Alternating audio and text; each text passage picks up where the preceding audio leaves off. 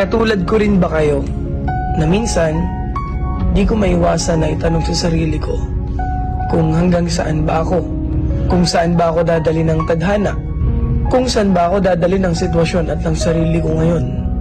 Kasi minsan nakakaramdam din ako ng pagod, pero wala namang choice kundi lumaban palagi dahil yun lang naman talaga ang dapat.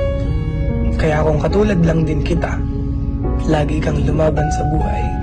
Lagi kang magsumikap na maabot lahat ng mga bagay na gusto mo. Di naman lahat ng gusto mong matupad ay isang pitik lang.